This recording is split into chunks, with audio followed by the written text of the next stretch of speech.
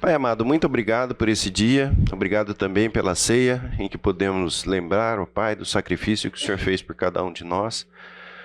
Obrigado também, Senhor, porque o Senhor de uma maneira maravilhosa se revela através da sua palavra e que o Teu Espírito, ó Pai, tenha liberdade para falar a cada um de nós, conforme a Tua mensagem, que possamos estar, ó Pai, atentos a ela e que essa mensagem, Pai, possa fazer diferença nos nossos corações.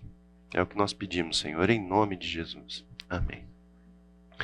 Bom, uma coisa interessante que existe é sempre quando você vai definir nome para curso, né? Porque existem muitas opções e é difícil você sintetizar muitas vezes o título para traduzir aquilo que vai ser tratado no curso, né? E aí, conversando com o Fábio, eu falei, olha, eu vou pôr ali, simplesmente crente, né?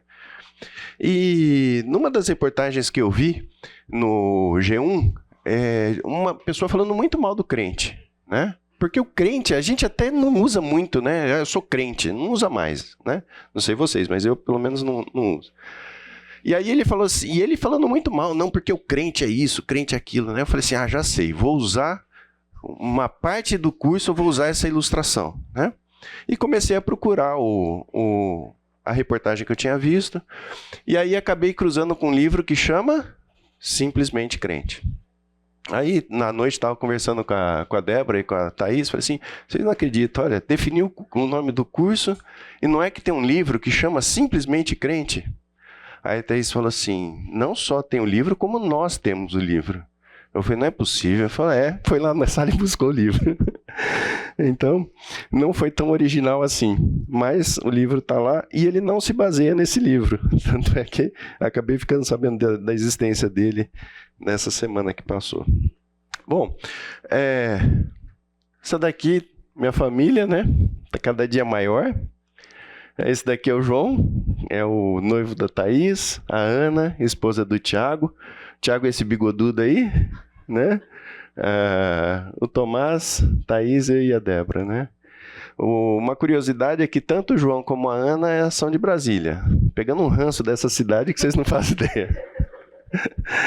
Mas muito bom. Eu frequento a igreja há bastante tempo, né? Me converti aqui na igreja. Eu só mudei de igreja quando passou de IBCU para a Igreja Fonte. Foi a única mudança que eu tive. Bom, da onde que surgiu a ideia de propor esse curso, né? Faz mais ou menos um ano, e a gente veio de um período na nossa vida de muita turbulência, muita coisas acontecendo e tal, e aí chegou num período de calmaria, né? E quando a gente começou a viver esse período de calmaria, eu comecei a questionar, mas o que é viver em períodos de calmaria, em que tua vida não está nem vivendo uma fase muito boa em que as coisas estão acontecendo, mas também não está vivendo nenhuma aprovação. A ideia desse curso é a gente falar justamente desse período, em que a gente está com a vida, vamos dizer assim, uma calmaria mesmo. Se a gente for pensar em termos de mar, né? A gente veio de um período muito turbulento e aí estamos passando por um período de calmaria. É interessante a gente pensar no exemplo de Davi, que viveu esse período, né? E aí, na verdade, aconteceu com Betseba, né? Que tudo aconteceu nesse período de calmaria. E é muito interessante, porque em períodos assim, ao invés de nós aproveitarmos para aprofundar na fé, para estudar, normalmente a gente baixa a guarda. E você começa a criar problema para você em períodos de calmaria. Então, como que a gente pode, ao mesmo tempo, viver esses períodos, mas aprofundar na fé e aproveitar esses períodos para que a gente possa viver de uma forma que agrade a Deus e que a gente possa crescer nesse período também. Então, a ideia desse curso é isso. Em períodos em que a gente não está vivendo nem grandes realizações, também não estamos passando por provações, mas estamos num período de calmaria da nossa vida. Bom, eu pedia para vocês abrirem no primeira carta de Pedro.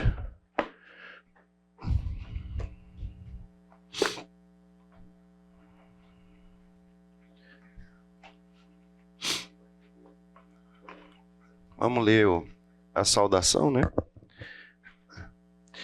A saudação diz assim: Pedro, apóstolo de Jesus Cristo, aos eleitos que são forasteiros na dispersão do Ponto, Galácia, Capadócia, Ásia e Bitínia, eleitos segundo a presciência de Deus Pai, em santificação do Espírito, para a obediência e a aspersão do sangue de Jesus Cristo, graça e paz vos sejam multiplicados.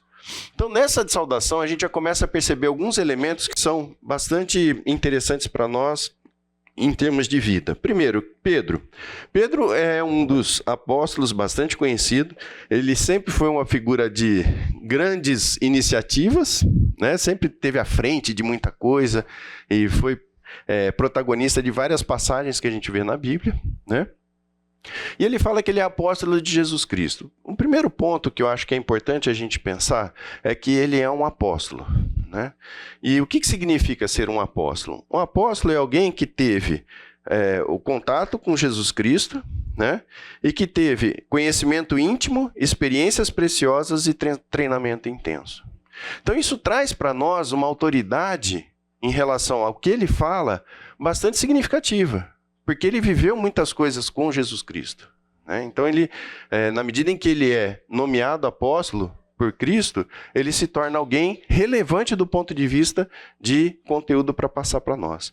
Vamos abrir em Marcos 3, de 13 a 19. Por favor, quem achou pode ler. Marcos 3, 13 a 19.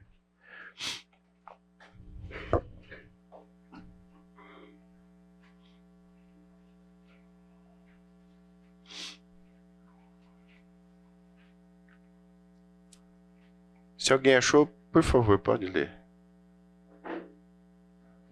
Jesus subiu a um monte e chamou a si aqueles que ele quis, os quais vieram para junto dele. Então escolheu 12, a quem também designou apóstolos, para que estivessem com ele, fossem enviados a pregar e exercessem autoridade para expulsar demônios. Estes são os 12 que ele escolheu: Simão, a quem deu o nome de Pedro, Tiago, filho de Zebedeu, e João, seu irmão, aos quais deu o nome de Boanerges, que significa filho do trovão. André, Felipe, Bartolomeu, Mateus, Tomé, Tiago, filho de Alfeu, Tadeu, Simão, o Zelote e Judas Iscariotes, que o traiu. Então, quer dizer, quem que escolheu Pedro? O próprio Jesus, né? Então isso traz para nós uma autoridade que é interessante a gente pensar do ponto de vista de escutar o que ele tem a falar, né? Além disso, a gente pode perceber também que existe na Bíblia vários alertas para nós em relação a falsos profetas, né? A Bíblia é muito clara em trazer para nós a questão de falsos profetas.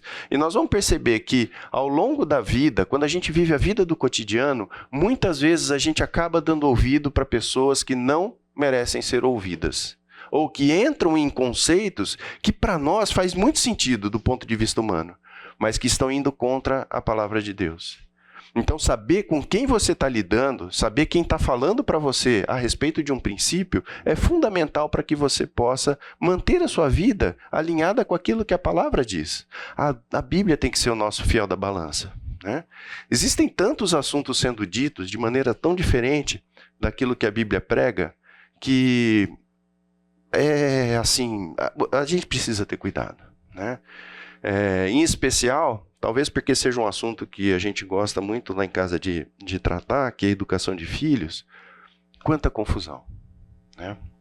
A gente vê pais que estão vivendo períodos muito difíceis na educação dos filhos, porque tem muita coisa sendo dita e que do ponto de vista humano faz sentido, mas é contrário à palavra de Deus. Então, estar atento a quem tem chegado até nós é algo fundamental para que a gente possa saber no que apoiar o nosso conhecimento. Em Efésios 4, 14 a 15, se alguém puder abrir, por favor, Efésios 4, 14 a 15.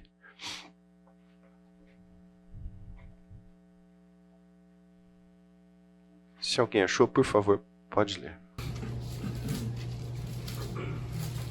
Para que não mais sejamos como meninos, agitados de um lado para o outro e levados ao redor por todo vento de doutrina, pela artimanha dos homens, pela astúcia com quem induzem ao erro. Mas, seguindo a verdade em amor, cresçamos em tudo naquele que é a cabeça, Cristo. Toda sorte de doutrina é colocada para nós de maneiras diversas. Seja através de rede social, seja através de programas que são arquitetados de maneira muito lógica para nós. Então, uma das coisas que a gente precisa ter no nosso dia a dia e estar sempre atentos, sempre vigilantes, é esse conceito. Aonde que ele está apoiado? Em sabedoria humana? Ou ele está apoiado na palavra? Todas as vezes que a gente tiver condições de fazer esse exercício, a gente deve fazer. É muito comum a gente acreditar em determinadas questões que são questões que para nós fazem muito sentido, mas estão em desacordo com aquilo que a Bíblia fala. E voltando ao assunto que a gente estava falando a respeito de educação de filhos. O que a Bíblia fala a respeito de educação de filhos? O que o mundo está falando em relação à educação de filhos? Em quem que nós vamos confiar? Em quem que nós vamos dar crédito? Não é? Então, são questões muito importantes que a gente deve sempre estar voltando. E na saudação ele fala a respeito dos eleitos. Né? Eu sei que é um tema que, para algumas pessoas, é um tema caro. Né? Mas eu estou me valendo da declaração de fé aqui da igreja, que é a posição que eu acredito, que diz o seguinte, né? Cremos que todos os homens são pecadores e estão perdidos, e que a salvação não depende de seus méritos, mas exclusivamente da obra redentora e meritória de Cristo. E que o convencimento do pecado é obra do Espírito Santo, ao qual o homem responde com fé. Tá? Então a gente não vai entrar nesse mérito da eleição, predestinação, mas é a declaração de fé da igreja e é a declaração que eu creio também. Então, o Espírito Santo toca e, de alguma forma, o homem responde. Ok? Bom, onde que estavam localizados esses povos aos quais a quarta se destina? Ásia, Galácia, Capadócia e Bitínia. Então, perto ali do Mar Negro, hoje seria Turquia, né? Turquia. Tá bom? Joia. E aí ele fala em santificação. Esse termo de santificação ele é muito interessante porque ele representa uma parte específica da nossa vida. Né? Então, quando nós nascemos, se você não encontra com Cristo, não aceita Cristo, você continua reta aquela linha, né? Mas no momento em que você se converte, você começa um período de santificação. E é esse o período que nós estamos agora. A santificação é a reprodução do caráter de Cristo nas nossas vidas. Então, muito da santificação está ligada à obediência, à aspersão do sangue de Jesus e galardão também, que é um dos temas mais abordados nas cartas de Pedro. Ele procura trazer para nós uma visão que ela não é muito comum de nós termos, de olharmos para o futuro, de olharmos para a eternidade. E a partir dessa visão da eternidade, a gente começar a tomar as decisões que a gente precisa tomar para o nosso dia a dia, para o nosso convívio. Então, existe um momento em que terá o grande trono branco, em que as obras serão julgadas e a partir delas a gente vai receber os nossos galardões. A expressão do sangue, que ele trata aqui no início na saudação, tem muito a ver com purificação. Se você pegar lá em Levítico e olhar quais são os rituais, né, que existiam de purificação, a aspersão de sangue estava muito presente em cada uma desses rituais. E aí ele fala, né, de graça e paz vos sejam multiplicadas. Você já parou para pensar qual que é a graça que deve ser multiplicada, né? A salvação, uma vez que você creu, ela já está presente na sua vida, já é garantida pelo Espírito Santo. Mas por que ele fala de graça ser multiplicada? O que significaria isso? Quem dá um palpite? Por que a graça, ele deseja que a graça seja multiplicada? A salvação já não foi conquistada através do sangue de Cristo? E o que significa a graça ser multiplicada? Oi?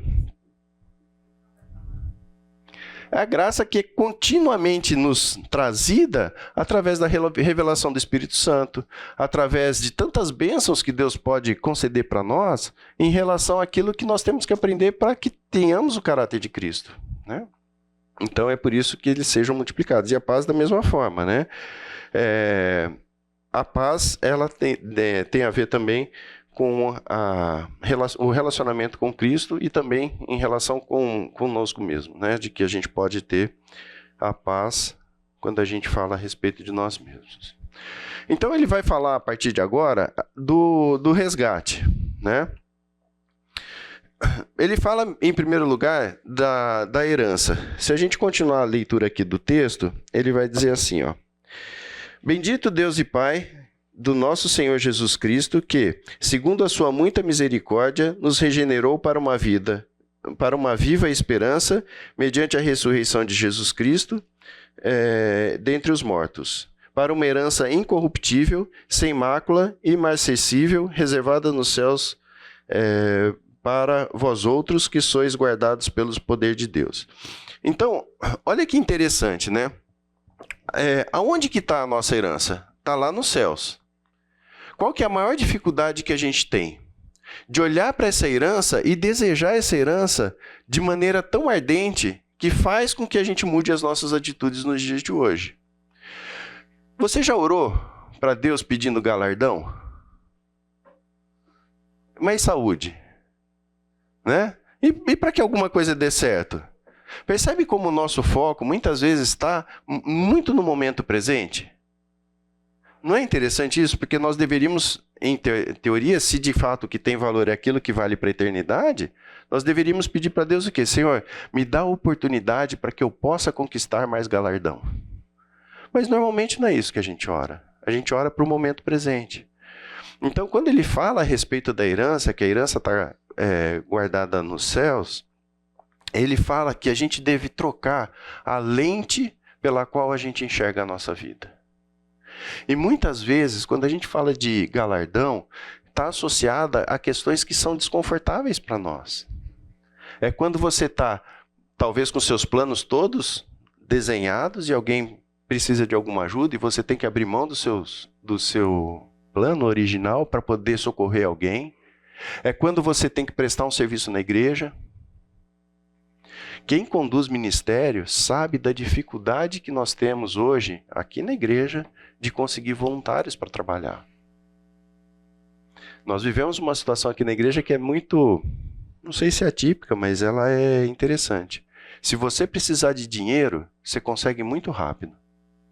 Mas se você precisar de tempo, é bem difícil de conseguir. Isso tem a ver com galardão. O serviço na igreja tem a ver com galardão. É quando você abre mão daquilo que você gostaria, né, ou que estava planejando, para que você sirva.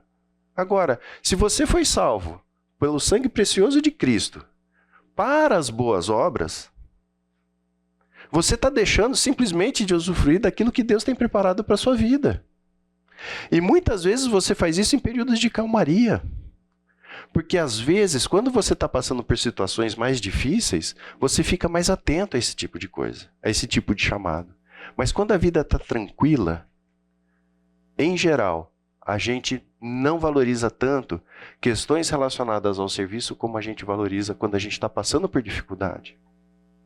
Então, estar atento, estar vigilante significa estar olhando para o futuro, estar olhando para aquilo que de fato importa. E eu não sei vocês, mas isso não é natural para nós. O natural para nós é olhar para o que é agora. Olhar para a herança significa saber o que é essa herança. Num aspecto que a Bíblia também não é muito clara em relação a isso, né? Agora, se Deus está falando para nós que é bom, é porque é bom, né? Vamos abrir em Mateus 5, de 1 a 12.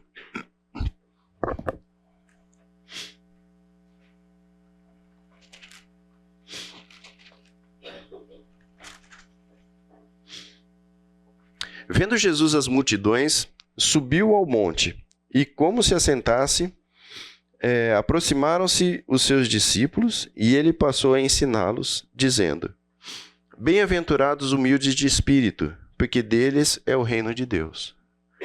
Bem-aventurados os que choram, porque serão consolados. Bem-aventurados os mansos, porque herdarão a terra. Bem-aventurados os que têm fome e sede de justiça, porque serão fartos. Bem-aventurados os misericordiosos, porque alcançarão misericórdia. Bem-aventurados os limpos de coração, porque verão a Deus. Bem-aventurados os pacificadores, porque serão chamados filhos de Deus. Bem-aventurados os perseguidos por causa da justiça, porque deles é o reino dos céus. Bem-aventurados sois quando, por minha causa, vos injuriarem e vos perseguirem, e mentindo, disserem todo mal contra vós. Regozijai-vos e exultai, porque é grande o vosso galardão nos céus. Pois assim perseguiram aos profetas que vieram antes de vós. Pega essa lista, né, que é a lista dos bem-aventurados. Quem de nós aqui pensa, fala assim: Senhor, me traz uma perseguição. Senhor, me dá aqui, né, condições para que eu possa ser injuriado. Mas são situações que implicam no galardão. Percebe como é difícil para nós esse exercício do desejar o galardão? Né? Por que a gente muitas vezes não se dispõe a fazer aquilo que normalmente é simples para nós? Como dar atenção para alguém que está precisando, gastar tempo com jovens, gastar tempo com pessoas que são menos maduras que a gente na fé e que a gente pode contribuir por isso, né? Mas isso tem a ver com a visão, que é uma visão distorcida. A gente olha muito para aqui agora, principalmente em períodos de calmaria. A gente desfruta. Eu não estou dizendo que não tem que desfrutar, né? Mas o problema é quando isso assume a posição de primazia dentro daquilo que a gente vive no dia a dia. E nós deveríamos estar preocupados com o acúmulo de galardão, né? E não com a nossa vida aqui presente. Em 1 Coríntios 3,15,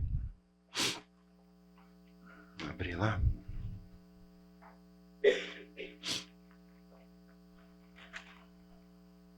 O meu sogro trouxe uma visão que eu não tinha. A gente está acostumando com o celular, né? E eu, pessoalmente, estou perdendo a habilidade de achar texto na Bíblia. Então, de lá para cá, eu estou tentando usar a Bíblia, mas eu já perdi muito do que era mais fácil para mim.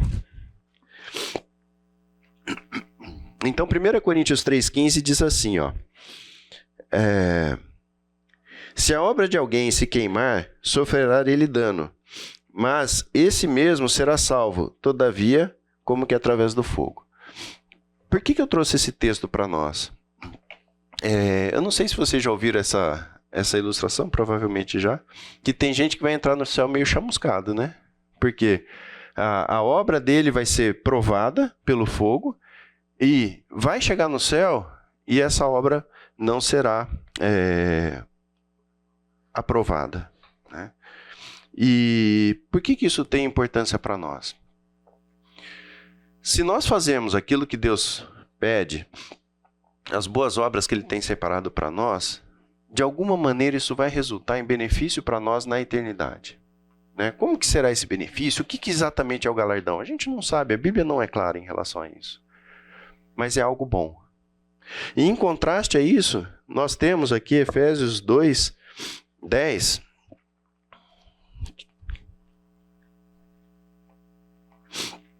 que diz assim: pois somos feitura dele, criados em Cristo Jesus para as boas obras, as quais Deus de antemão preparou para que andássemos nelas. Então, quando a gente fala a respeito das obras que Deus tem preparado para nós, é sinal de maturidade quando a gente vive cada uma dessas obras. Quando a gente se dispõe a fazer aquilo que é o chamado de Deus para nossas vidas. Não é só pela obra. E nesse sentido, não faz Não interessa muito se você gosta ou não gosta, sabe? É a oportunidade que aparece para você. E Deus te capacita para cada uma delas. Então, quando a gente fala a respeito do nosso dia a dia, a gente precisa ganhar consciência disso, da importância que tem aquilo que virá para o futuro. E muitas vezes a gente passa a nossa vida inteira, né, meio Zeca Pagodinho, né? Deixa a vida me levar, a vida leva eu. Não é verdade? A gente parece que liga o piloto automático e passa a viver cada dia. Sem desenvolver uma sensibilidade para aquilo que pode ser o chamado de Deus, para a gente efetivamente fazer uma boa obra que está preparada para nós. Os propósitos de Deus serão feitos. Isso nós não temos dúvidas. Mas pode ser que não seja feito por você. Talvez você esteja abrindo mão de algum galardão simplesmente porque você não está atento, está no piloto automático, está vivendo o seu dia a dia e desfrutando daquilo que é a tua rotina. Orar por galardão faz muito sentido, mas a gente ora pouco. Senhor, me incomoda, né? Traz alguém para eu poder ajudar. A gente ora pouco. Tá certo? Então, ajustar a nossa visão. O que importa, de fato, não é o que está acontecendo aqui e agora, mas é a herança futura. Às vezes você vê pessoas se sacrificando por outros, né? E a gente até de alguma forma acha bacana isso. Mas o que está por trás? Qual é o prêmio? Para onde a gente deve correr? Se nós não ganharmos a consciência do que significa o galardão e a eternidade, a gente vai viver com foco no aqui e agora. E, gente, isso é um exercício. Não é natural para nós enxergarmos a eternidade no nosso dia a dia. A gente enxerga os nossos problemas, os problemas dos nossos vizinhos, né? Mas e como que tá? O que eu vou receber quando chegar diante do trono do Bema, né? O que Deus vai falar a meu respeito? Né? Mudar essa visão não é algo natural, mas é necessário se a gente quer viver uma vida que de fato vale a pena. Acho que essa imagem é uma imagem muito bacana, né? Quando a gente olha do que o texto fala, de que nós somos guardados pelo poder de Deus. Isso não traz para a gente um conforto revigorante, de certa forma, da gente saber que um Deus tão maravilhoso que criou esse universo, que criou cada um de nós só pelo poder da sua palavra. É o mesmo Deus que nos guarda sob o seu poder. O que isso traz para nós no nosso dia a dia? Né? A certeza de que Deus não está descuidado em relação a cada um de nós. Por mais que a gente passe por dificuldades, por mais que a gente passe por tentações, por tantas coisas, por tantos desafios que a gente tem, nós temos a certeza, porque a palavra de Deus diz que nós somos guardados pelo poder de Deus. E é interessante porque quando ele fala de poder de Deus, é um poder inimaginável, não é? E esse mesmo poder está nos guardando, está nos preservando. É muito, muito bacana a gente pensar nisso, né? Em 1 Coríntios 10, 13, o texto diz assim: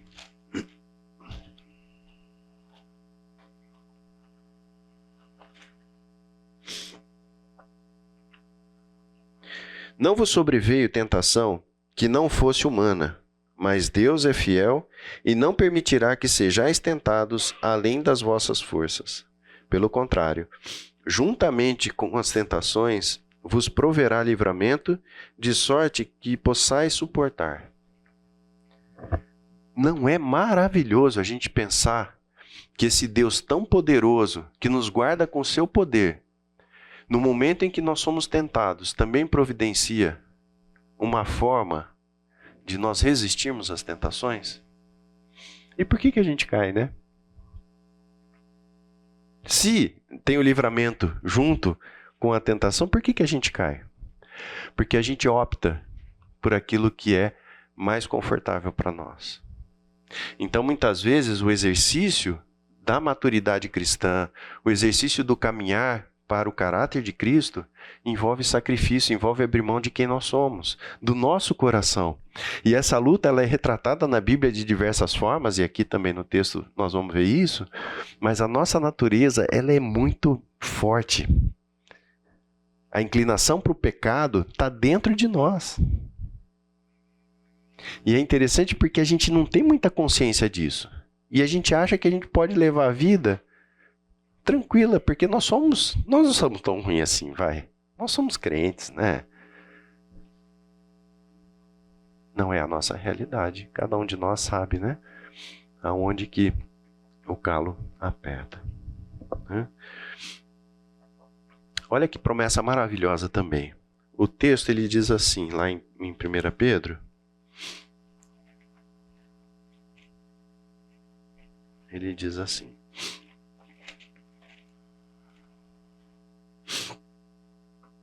Para uma herança incorruptível, sem mácula e imarcessível, reservada nos céus para vós outros, que sois guardados pelo poder de Deus, mediante a fé, para a salvação, preparada para revelar-se no último tempo. Nisso exultais, embora no presente, por um breve tempo, se necessário. Esse mesmo Deus, que é um Deus poderoso, que nos reserva o seu poder para nos proteger, ele está dizendo o seguinte: se for necessário, o que vai acontecer com a gente? Se necessário, sejais contristados por várias provações. Ou seja, quando a gente está passando por provação, essa é uma consciência que nós temos que ter. Eu estou passando por essa provação porque ela foi necessária. Ela não é à toa. Sabe, Deus não é alguém que tem prazer no nosso sofrimento. Mas se necessário, você vai passar por provação. É maravilhoso a gente pensar nessa promessa, né? Tudo que eu estou sofrendo não é em vão, não é à toa. Não é porque Deus se distraiu e não viu o que estava acontecendo. Não, se necessário, passamos por diversas provações. Qual que é o objetivo de Deus na nossa vida, naquele período que existe entre a conversão e a morte ou a segunda vinda de Cristo? Qual que é o grande objetivo de Deus para a nossa... Por que quando a gente se converte já não morre e já vai para o céu? Já pararam para pensar nisso? Por que a gente continua aqui? Qual que é o grande objetivo de Deus para nossas vidas? Evangelizar, ótimo. E o que mais em relação a nós mesmos?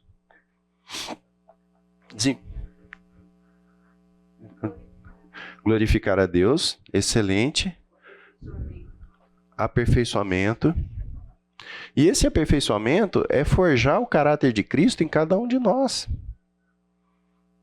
E mudar caráter não é algo que você faça, que é muito simples para quem é rebelde como nós somos, né?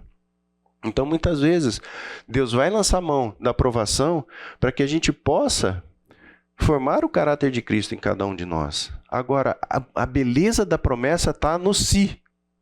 Se necessário for, nós vamos passar por provação. Seria muito injusto de Deus, né? Da parte de Deus, se ele, sabendo que a gente precisaria passar por algum sofrimento, ele nos privasse desse sofrimento e deixasse de nos aperfeiçoar. Porque o objetivo dele é que a gente tenha o caráter de Cristo e a gente tem que ter consciência do seguinte: o melhor para você e para mim, nessa vida, é poder desenvolver o caráter de Cristo. Porque a partir daí, nós vamos poder ter uma visão completamente diferente daquilo que é o mundo. Ter consciência de quem é Deus, do porvir, da eternidade. Isso é o que tem valor. E muitas vezes no nosso dia a dia a gente perde a perspectiva dessa grande realidade. Não deixa de ser realidade porque você não tem consciência disso, certo?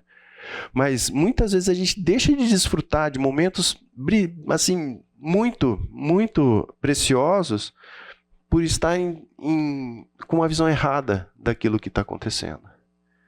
É como se a gente colocasse uma lente e olhasse a vida sob uma outra ótica. A ótica do desenvolvimento do caráter de Cristo em nossas vidas. E a gente passa a sofrer, né? Pois não. Para apoiar isso, né? Por exemplo, Romanos 8:29. Porque os que dantes conheceu, também os predestinou para serem conformes à imagem de seu Filho, a fim de que ele seja o primogênito entre muitos irmãos. O objetivo é essa imagem. E assim, sabe, eu acho, Marcelo, que nisso tudo, eu acho que a gente não tem, assim, noção do que é isso.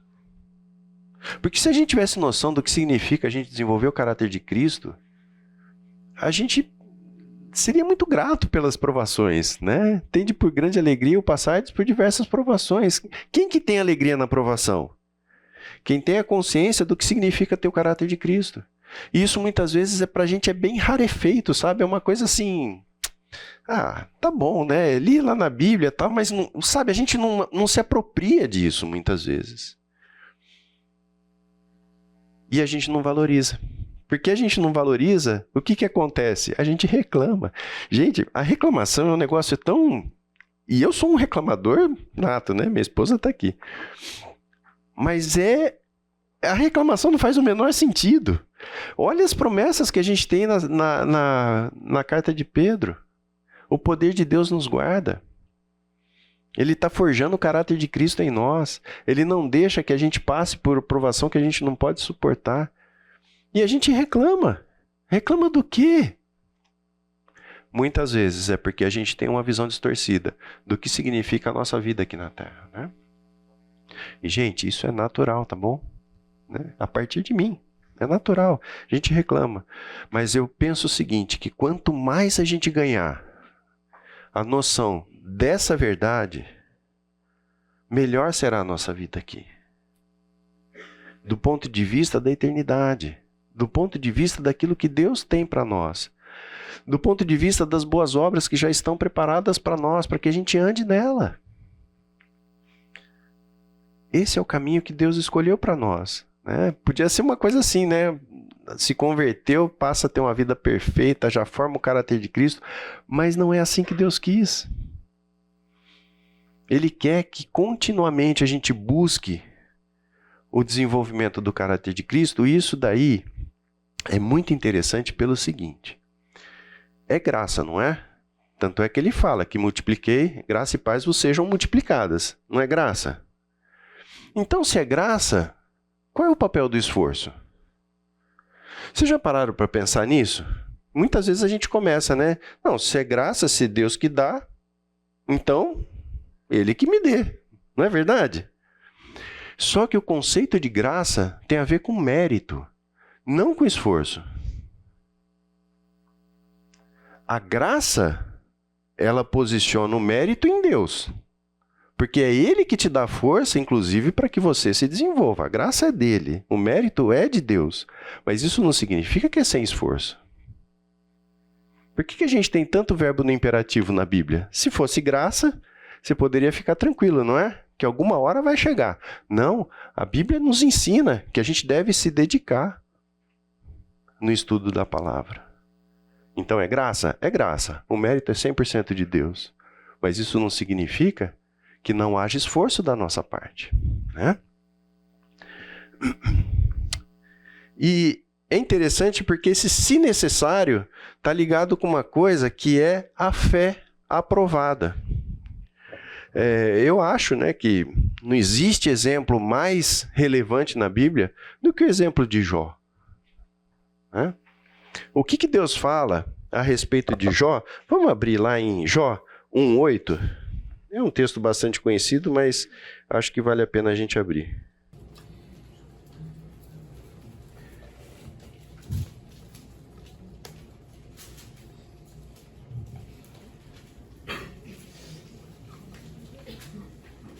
Olha aqui.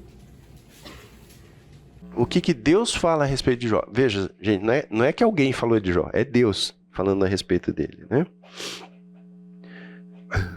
No 1:8.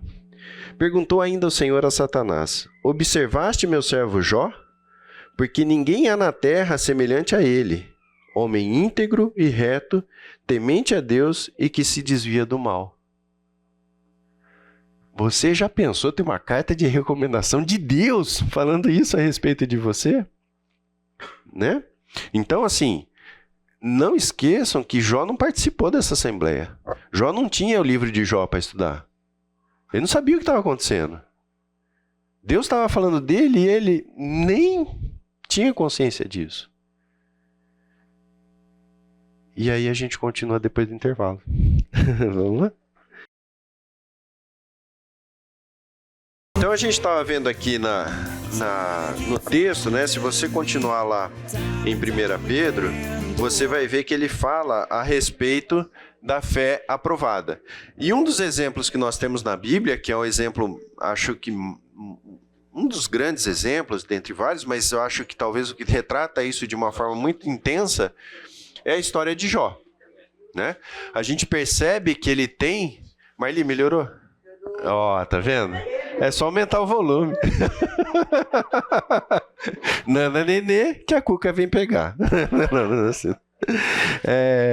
Então, Deus fala a respeito de Jó e da vida que ele tem, né? E é, sem dúvida alguma, uma grande carta de referência. Olha só o que a esposa de Jó fala para ele, que é em Jó 2:9. Ele começa, né, a sofrer tudo aquilo que ele sofre. Então sua mulher lhe disse: ainda conservas a tua integridade? Amaldiçoa Deus e morre. Né? Aliás, eu quero chegar no céu e quero perguntar o que aconteceu com a esposa de Jó, porque ela não aparece mais depois do livro, né? Então isso é uma coisa que a gente pode perguntar. E aí olha só que interessante o que Jó fala a respeito de Deus em Jó 23, 10, 12. Olha como ele coloca a sua própria vida nos questionamentos que ele tem. Gente, questionar, lamentar, não há pecado nisso. Não há pecado nisso. Mas o que você precisa é fazer isso com o temor de Deus. Sabendo quem é Deus e principalmente sabendo quem é você. Né? Então olha só o que Jó fala para Deus. 23, versículo 10. Mas ele sabe o meu caminho. Se ele me provasse, sairia eu como ouro. Os meus pés seguiriam as suas pisadas. Guardei o seu caminho e não me desviei dele. Gente, o que Deus fala? Deus falou isso dele. Não é que ele está argumentando. Deus falou isso dele. Né? Do mandamento dos seus lábios, nunca me apartei. Escondi no meu íntimo as palavras da sua boca. E isso a gente sabe que é verdade, porque Deus fala disso, isso a respeito de Jó. Né? E aí, a conclusão, que está em Jó 42, de 1 a 6, Jó diz o seguinte: Então respondeu Jó ao Senhor: Bem sei que tudo podes, e nenhum dos teus planos pode ser frustrado. Quem é aquele, como disseste, que sem conhecimento encobre o conselho? Na verdade, falei do que não entendia. Coisas maravilhosas demais para mim. Coisas que eu não conhecia. Escuta-me, pois havias dito, e eu falarei. E te perguntarei, e tu me ensinarás. Eu te conhecia só de ouvir, mas agora os meus olhos te veem. Por isso me abomino e me arrependo no pó da cinza. Olha que maravilhoso a gente pensar que um homem que era aprovado por Deus, ainda assim tinha consciência de que ele só conhecia Deus de ouvir falar. E que passado por tudo que ele passou, os olhos veem a Deus. Então, quando a gente está passando por provação, a gente está um passo na direção de ver a Deus. Nesse sentido, que é um sentido que a palavra piedade traz para cada um de nós. A piedade, uma das traduções possíveis do termo, é a consciência de que Deus está presente. E isso, muitas vezes, no nosso dia a dia, em períodos de calmaria, a gente vai essa imagem vai ficando cada vez mais rarefeita. E a gente começa a viver o dia a dia. Nós não estamos vivendo em grandes crises, nós não estamos vivendo grandes projetos. E essa imagem ela vai se desfazendo, de tal forma que a gente começa a olhar muito mais para o nosso dia a dia do que para a eternidade. Então a intenção desse curso é que a gente desperte, para que a gente desperte em cada um de nós a necessidade de nos exercitarmos na consciência de que o que vale é a eternidade, não a vida aqui. Porque é um processo natural. Quantos de nós gostaríamos de ver a Deus? Olha o preço. O Jó fala um pouquinho do preço que se paga para ver a Deus, né? Agora, baseado na promessa de que, está no próprio texto, se necessário. Não é maravilhoso a gente pensar nisso? De que Deus traz para nós as provações se necessário. Se não for necessário, não tem porquê. Mas se for necessário, Ele vai trazer, né? Então isso é uma grande, para nós é uma grande alegria ter consciência de tudo isso, né? E aí ele fala no próprio texto, né? Voltando lá para 1 Pedro, ele vai falar assim, ó. Se necessário, sejais contristados por várias provações, para que, uma vez confirmado o valor da vossa fé, que é o que aconteceu com Jó, e isso acontece nas nossas vidas também, muito mais preciosa do que ouro perecível, mesmo apurado por fogo, redunde em louvor, glória e honra na revelação de Jesus Cristo, a quem, não havendo visto, amais, no qual, não vendo agora, mas crendo, exultai com alegria indizível e cheia de glória. Então, olha só que processo interessante que Pedro propõe aqui na carta dele. Nós vamos passar por provações, essas provações vão gerar uma aprovação na nossa fé, e essa aprovação na nossa fé traz para nós uma alegria que é uma alegria indizível. Não faz sentido quando a gente olha para outros textos da Bíblia que fala que a gente deve ter por motivo de grande alegria o passar por diversas provações? Agora, se a gente lê no texto de Jó que Deus sabia da fé de Jó, por que a fé dele precisou ser aprovada? Por que a nossa fé precisa ser aprovada? Precisa ser aprovada por quem? Quem que aprova a nossa fé? Deus faz um teste com a gente? Fala assim, vamos ver que nota você vai tirar na fé? É isso que o texto está dizendo?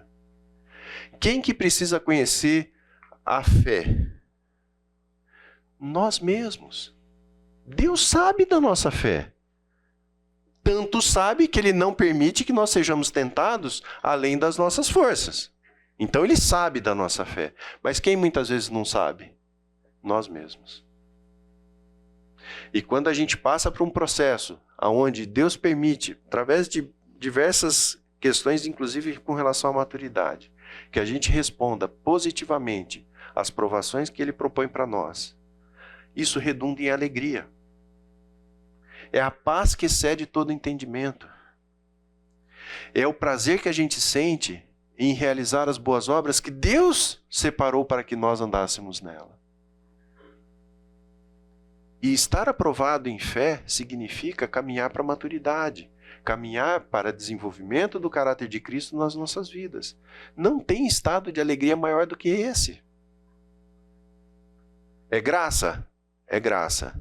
Tem a ver com esforço? Tem a ver com esforço.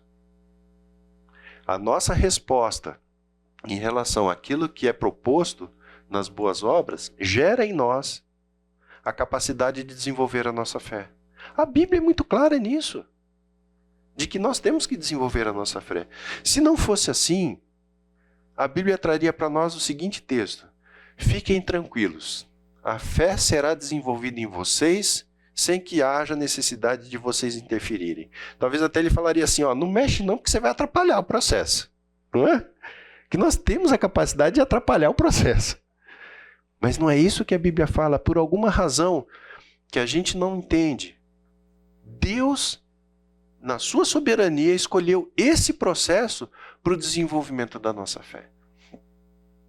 Quando Deus fala lá em Gênesis, que Ele chega até o 6º dia e fala que foi muito bom, A partir dali, quem desenvolve o mundo? Não é o homem? Por que Deus fez assim, já não fez o mundo tudo feito? Sem precisar cultivar, já com os bichos tudo com o nome certinho, né? Porque Ele quer que a gente participe disso. O desenvolvimento da nossa fé não é diferente.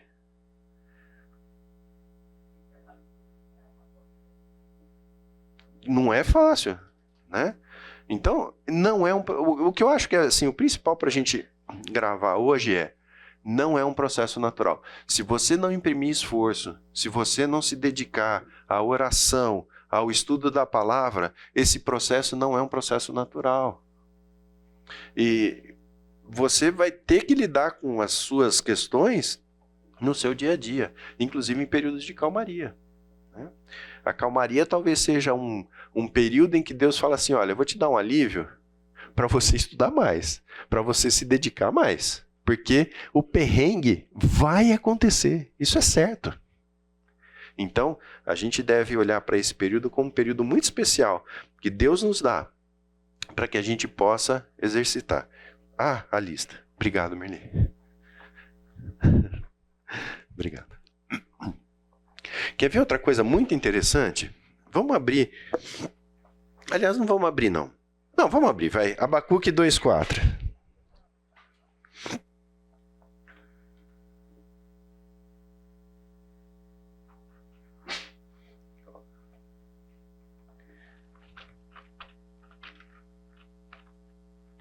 Abacuque é difícil de achar, hein? Não é?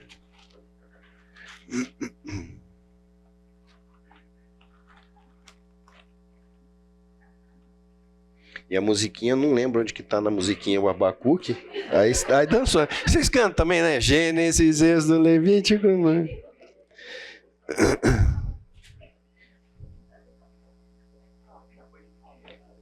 Miqueias 8:7:1. Não ajudou muito, né? Não ajudou nada.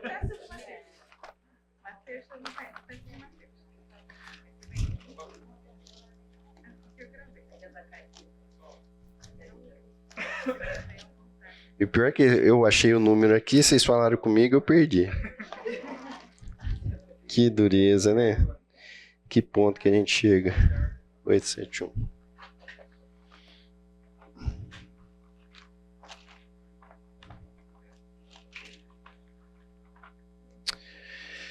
Abacuque 2:4. Eis o soberbo. Sua alma não é reta nele, mas o justo viverá pela sua fé. Esse texto, ele é citado em mais 3 lugares na Bíblia, que poderia ser mais fácil do que Abacuque, né? Mas não pensei nisso. Em Gálatas 3:11 você tem o mesmo texto, o justo viverá pela fé. Em Hebreus 10:38 também. E em Romanos 1:17, o justo viverá pela fé. O que significa que esse conceito é um conceito importante na Bíblia, senão ele não apareceria 4 vezes na Bíblia. Agora, o que significa viver por fé? Viver por fé é viver apoiado nas promessas que Deus faz para nós, mesmo quando as coisas parecerem muito estranhas. Porque o nosso cérebro, o que ele faz? Ele vai desenhando cenários, né? Então, para segunda-feira, a gente não tem mais ou menos um cenário do que vai acontecer na segunda-feira? Quando esse cenário não combina com aquilo que você programou, a gente fica ansioso, fica tenso, não é? E isso é viver por fé. E o interessante do viver por fé é que muitas vezes a gente quer controlar o que vai acontecer no futuro. E que Deus não fala isso, né?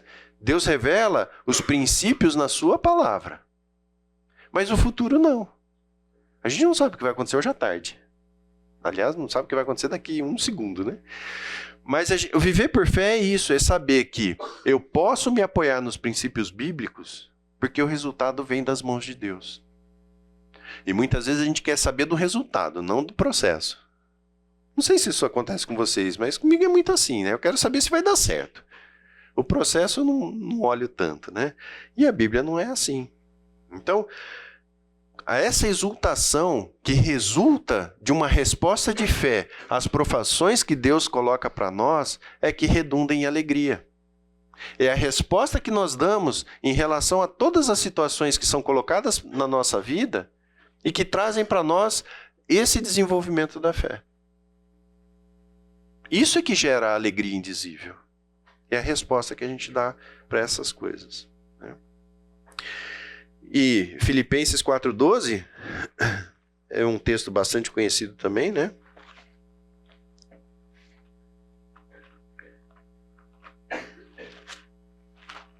Se alguém achou, pode ler, por favor. Sei o que é passar necessidade, sei o que é ter fartura. Aprendi o segredo de viver contente em toda e qualquer situação, seja bem alimentado, seja com fome, tendo muito ou passando necessidade. Qual que é o primeiro verbo que tem aí? Saber, sei. Né? E o aprendi, ele está... Em seguida, aprendi o segredo. Aprendi o segredo. Eu sei que é passar necessidade, sei que tem fartura, aprendi. Ele sabe porque ele aprendeu, digamos assim. Gente, não é algo natural para nós, mas a gente pode aprender a viver feliz em toda e qualquer situação. E isso é fruto de uma consciência de quem é Deus e é fruto da consciência de que Deus está trabalhando no nosso caráter para que a gente possa desenvolver a nossa fé. Fora isso, não tem outra opção. À medida em que isso assume para nós a lente pela qual eu vou olhar o mundo, eu vou olhar tudo que está acontecendo à minha volta, então eu consigo viver feliz, porque eu sei que Deus está trabalhando a minha formação, a minha fé, então eu fico feliz. Né? Então... Na revista que eu li foi NVI, né? Na revista atualizada, que tipicamente é mais próxima do original, ele fala, tanto sei... E depois ele fala, já tenho experiência. Então, dá a impressão de que esse aprender foi por conta, não de porque ele viu alguém, mas porque ele viveu aquilo lá. E não é uma coisa imediata, né, Marcelo? Eu gosto do termo aprendi, porque me parece ser um processo assim, que a primeira vez não foi tão fácil, né? E aí ele começou a perceber a mão de Deus agindo na vida dele. E com isso ele foi o quê? Aprendendo. E isso é uma disposição que nós temos que ter em resposta àquilo que Deus propõe para nós. Tem esperança, né? Porque ele aprendeu, né? Porque ele não falou, estou aprendendo. Né? Exatamente. Ele deu uma ação de aprendi. Chega no momento, né? Para nós que a gente pode chegar ao aprendizado. Exatamente. Né? E aí passar para a próxima lição, né? Porque não acaba, né? Mas nós, embora a proposta seja que a gente desenvolva o caráter de Cristo, a gente sabe que isso não vai ser atingido, né? A gente vai sempre ter oportunidade para crescer nesse aspecto. E aí chegar na alegria indizível. Esse é o propósito de tudo que a gente está falando aqui, né? Olha que interessante. Essa é uma citação que o Luiz traz aqui nesse livro, Zoológica, que é um livro muito, muito interessante, eu consulto bastante ele. Veja se você não gostaria de ter uma vida assim. Você não gostaria de ser daquelas pessoas inteligentes que sabem viver uma vida fértil e inabalável? Uma vida isenta de solidão, de medo, de ansiedade e repleta de contínua paz e alegria? Você não gostaria de amar ao próximo como a si mesmo, vendo-se livre da ira, inveja, da luxúria e da cobiça? Que tal não precisar que os outros te elogiem? Que tal não se sentir paralisado e humilhado pela antipatia e condenação das outras pessoas? Que tal ter inspiração e força para levar uma vida continuamente regida pela bondade criativa?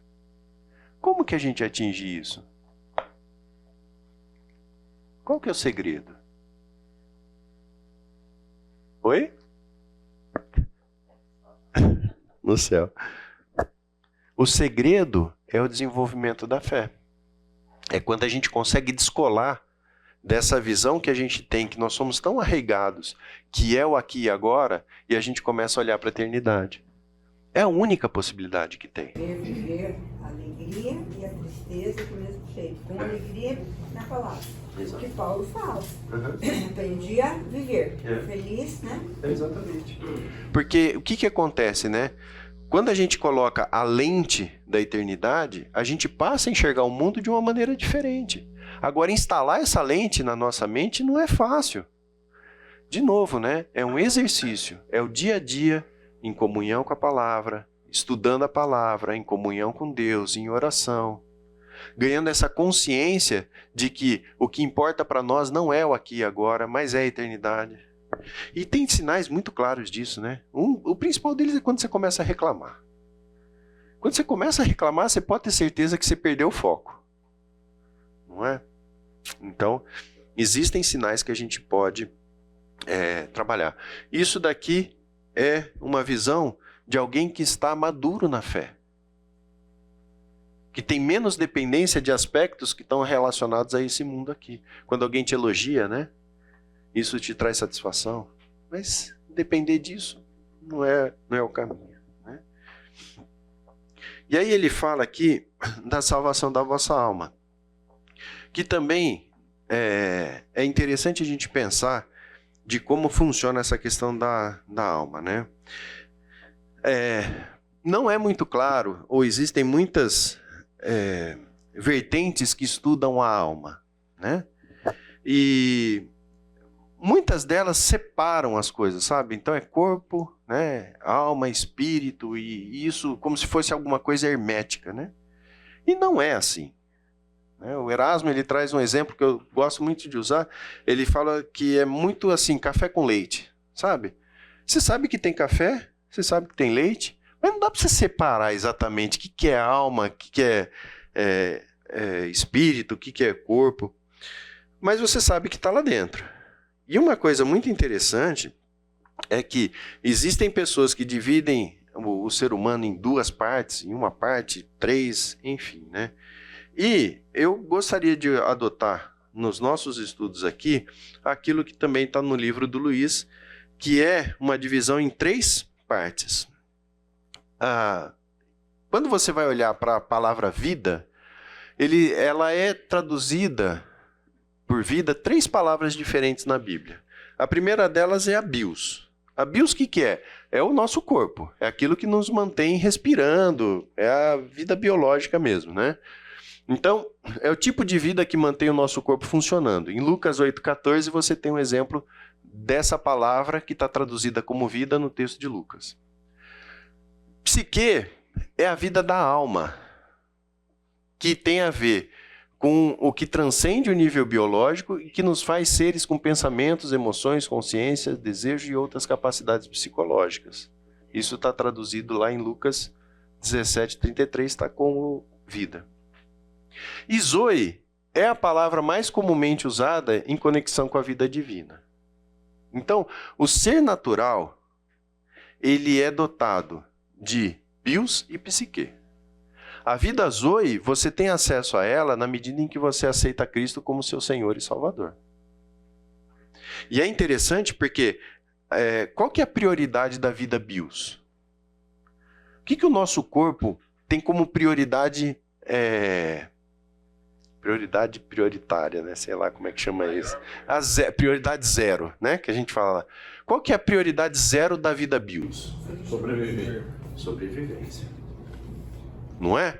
Então, quando você tem lá até batimento cardíaco muda, a respiração muda, por quê? Porque eu preciso de sobrevivência. E que aqui ele traz sobrevivência e segurança. Quando você está numa situação em que você acha que está correndo perigo, como é que teu organismo funciona? Não funciona diferente? Né? O sangue desce para as pernas para você poder correr. Então a vida bios, a prioridade dela é sobrevivência e segurança. E a vida psique? Qual que é a prioridade dela? O que a nossa mente trabalha o tempo todo no estado natural, né? Nós não estamos falando da vida Zoe, mas no estado natural. É isso mesmo.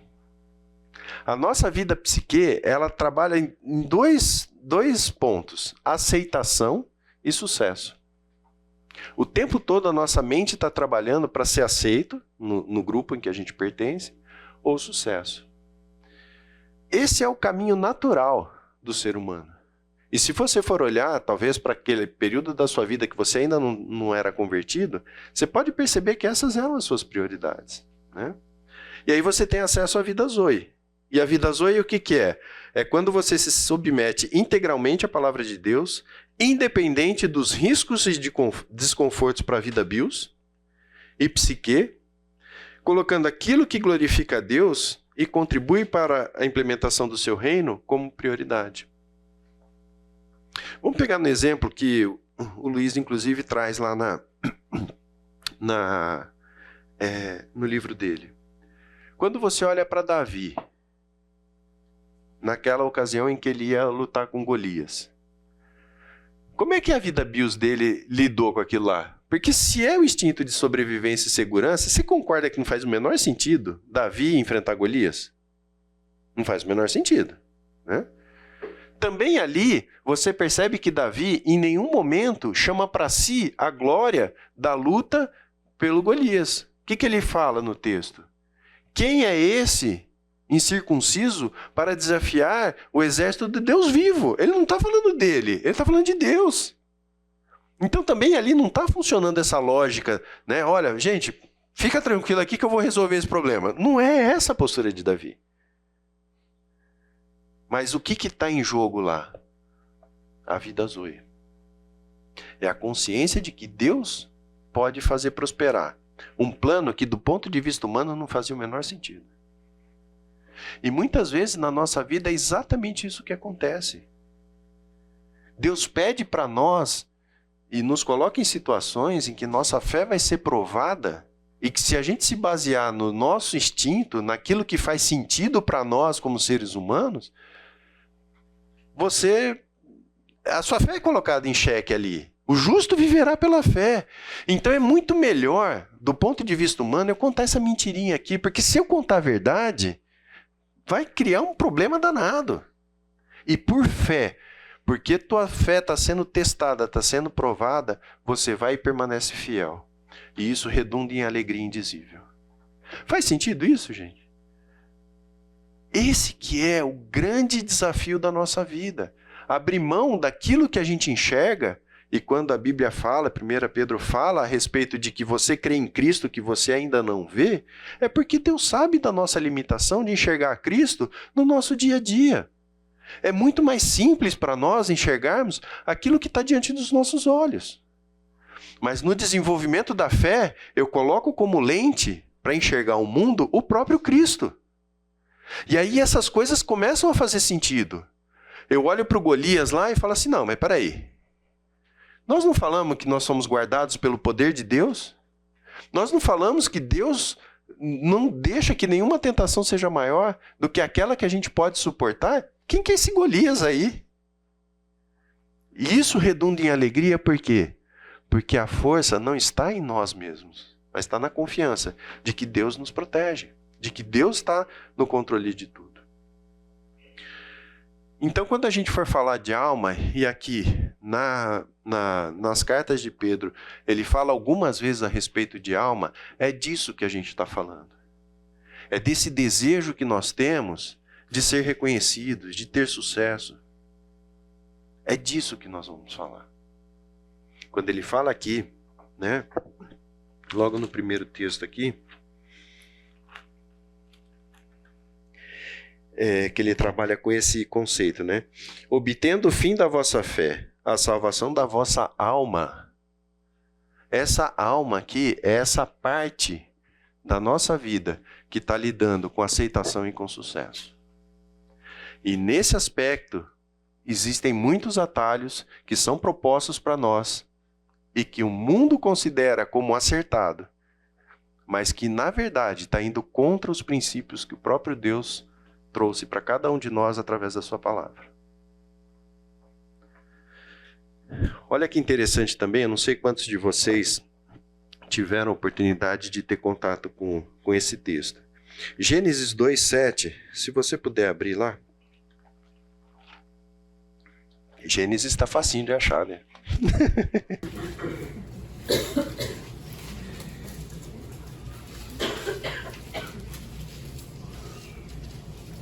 Então formou o Senhor Deus ao homem do pó da terra e lhe soprou nas narinas o fôlego de vida. E o homem ganhou uma alma, não é isso que está aí? Ganhou uma alma. O que está escrito aí? Passou a ser. Percebe? Não é que a gente ganhou uma alma. Não, nós passamos a ser. Isso está entranhado em nós. Então, essa separação de espírito, corpo e alma, isso está tudo junto. É café com leite. Nós somos alma. Nós somos espírito e nós somos corpo. Interessante isso, né? Porque muitas vezes a gente fica numa discussão que não faz muito sentido. Por isso, cingindo o vosso entendimento, sede sóbrios e esperai inteiramente na graça que vos está sendo trazida na revelação de Jesus Cristo. O que significa cingir na Bíblia? Vocês têm essa imagem na cabeça de vocês? O que era cingir na época da Bíblia? Como é que eram as vestes naquela época, né? Eram vestes compridas.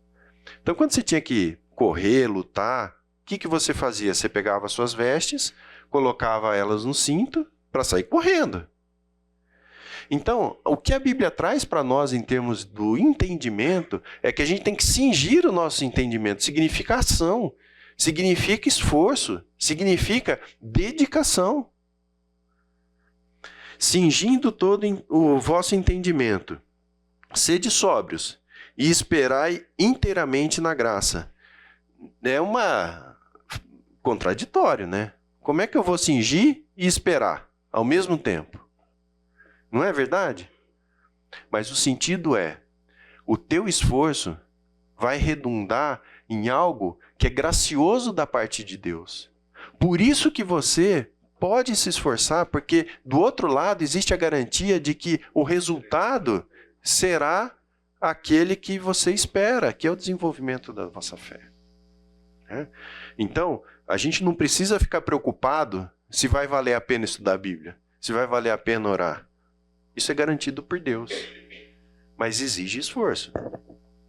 Cingindo o vosso entendimento, sede sóbrios e esperai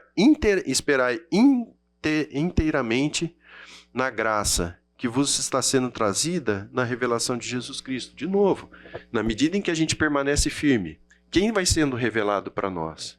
Jesus Cristo. E a partir do momento em que ele é revelado, você passa a olhar o mundo com outra lente, né? Teve uma palavra que foi muito moda aí algum tempo atrás, não sei se ainda é, mas era cosmovisão, né? Todo mundo fala de cosmovisão. Mas é isso. É você colocar e olhar o mundo por um filtro que é o próprio Jesus Cristo. E a partir daí, muita coisa muda de cor. Coisas que antes você trazia para você, por causa da sua vida bios, por causa da sua vida psique, como algo que era ruim, no momento em que você olha isso da perspectiva de Cristo, isso começa a fazer um sentido enorme.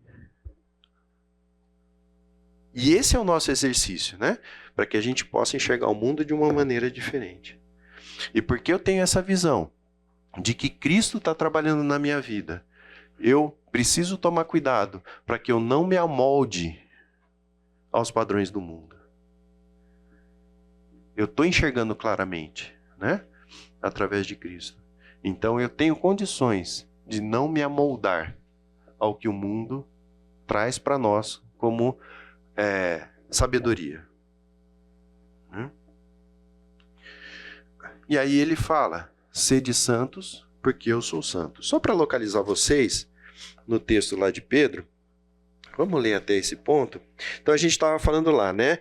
Exultais com alegria indizível e cheio de glória, obtendo o fim da vossa fé, a salvação da vossa alma. Lembrando que alma tem esse sentido daquilo que é a aceitação e daquilo que é o sucesso do ponto de vista correto das coisas, né? Foi a respeito dessa salvação que os profetas indagaram e inquiriram, os quais profetizaram acerca da graça a vós outros destinada, investigando atentamente qual a ocasião ou quais as circunstâncias oportunas indicadas pelo Espírito de Cristo, que neles estava e não era habitava. Esse é um ponto importante, porque o Espírito Santo passou a habitar depois que Jesus subiu aos céus. Então, naquela época do Antigo Testamento, ele habitava temporariamente na inspiração dos profetas, ao dar de antemão testemunho sobre sofrimentos referentes a Cristo e sobre as glórias que os seguiram. A eles foi revelado que, não para si mesmos, mas para vós outros, ministravam as coisas que agora vos foram anunciadas, por aqueles que, pelo Espírito Santo, enviados do céu, vos pregaram o Evangelho. Coisas essas que anjos anelam prescrutar. O anjo, ele está fora desse plano. Esse é um plano destinado a nós, né? Por isso, cingindo o vosso entendimento, sede sóbrios e esperai inteiramente na graça que vos está sendo trazida na revelação de Jesus Cristo. Como filhos da obediência, não vos amoldeis as paixões que tinhas anteriormente, na vossa ignorância. Pelo contrário, segundo é santo aquele que vos chamou, tornai-vos santos também vós mesmos, em todo o vosso procedimento, porque está escrito, sede santos, porque eu sou santo. Então, o que traz para nós a possibilidade de sermos santos? A certeza das promessas que Deus traz em relação à revelação, em relação ao conhecimento, em relação a estarmos guardados no poder de Deus.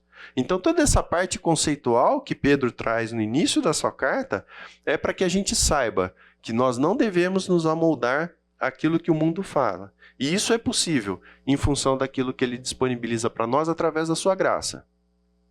E essa graça, ela é complementada pelo esforço que nós temos no desenvolvimento da nossa fé. Então, quando a gente fala a respeito de ser santo, é ser separado. É agir de maneira distinta daquilo que o mundo age, né? E ele continua dizendo assim: ora, se invocais como Pai aquele que, sem acepção de pessoas, julga segundo as obras de cada um, portai-vos com temor durante o tempo da vossa peregrinação. Ele começou falando para forasteiros. Lembra que estava espalhado ali na Ásia? E nós somos forasteiros aqui nesse mundo. Então, ele fala a respeito da invocação que nós temos em relação a Deus, e que julga segundo as obras de cada um. Para a salvação?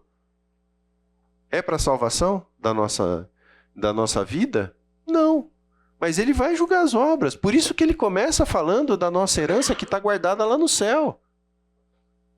Faz ou não faz sentido? Agora, se você está lidando, está invocando como Pai a pessoa que justamente vai julgar as suas obras, não faz sentido você desenvolver temor em relação a isso? E temor não tem a ver com medo? Temor tem a ver com reverência, respeito, levar em conta. Temor não é medo, mas é o quê? Diante desse Deus, que é um Deus maravilhoso, que nos faz promessas e que desenvolve a nossa fé, então eu desenvolvo uma atitude de temor, para que eu possa trazer para a minha vida, para o meu dia a dia, questões que muitas vezes não são naturais para nós, mas que eu considero, porque eu estou olhando não para o aqui e agora, mas eu estou olhando para a eternidade. E a eternidade me diz a respeito dos galardões que estão disponíveis para cada um de nós, se nós andarmos nas obras que foram de antemão separadas para que andássemos nelas. Faz sentido isso, gente? É isso.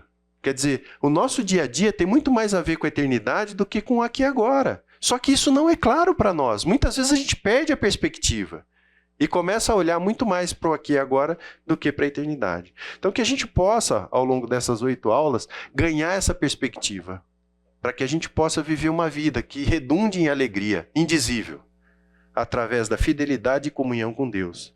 E através dessa fidelidade e comunhão, a gente desenvolva a nossa fé e desenvolva o caráter de Cristo nas nossas vidas. Ok? Vamos orar? Marcelo, você conduz a gente em oração, por favor? Pai, obrigado pela tua palavra, Pai, que é viva e eficaz. Abre os nossos olhos para que a gente possa ver como isso é relevante para a nossa vida aqui, Pai. Abençoa o Maurício na condução desse estudo aqui, nós pedimos em nome de Jesus. Amém. Amém.